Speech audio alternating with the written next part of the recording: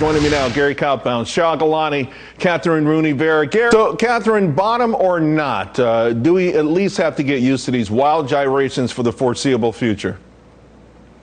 Yes, thanks to the Federal Reserve. And I say that because they say that they're going to continue to be reactive. They're going to react to different factors.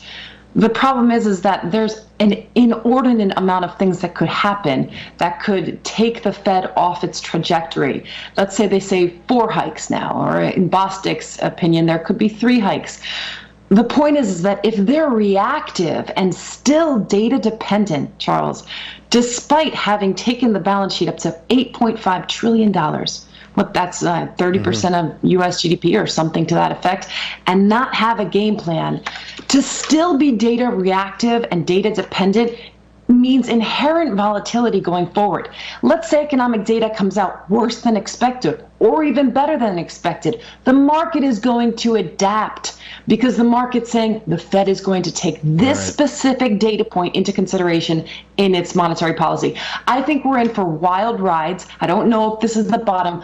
What I am telling clients is to stay overweight equities. I think at the end of the day, the Fed could react to any market drop, a myriad of factors, and would probably hike fewer than more of the 4 rate hikes that are currently discounted into the market. And the point that you're bringing up also suggests that if the market is overreacting on behalf of the Fed, it's doing the work for the Fed, which is an old tool in the toolbox, being able to jawbone the market.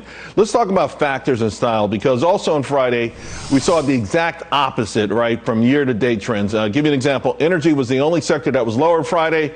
During the session, it was the only one that was up for the year. Volatility outperformed while value was the worst performer. Real quick, back to you, Kathryn. I know you're staying long equities overall. Lots of pros can move really fast. And to that point, individual investors, they're hearing these shows and rotation. Do they try to play this rotation game?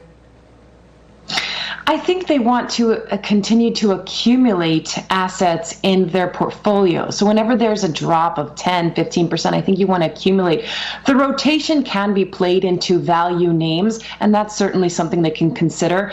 But when you have the Fed continuing as a backstop, and remember, this is a Fed that considers its dual mandate far more broad in context, then I think we can continue to count on that backstop despite inordinately high inflation numbers. Gary, Shah, Kathryn, thank you all very much. I couldn't find a better panel to start this week off.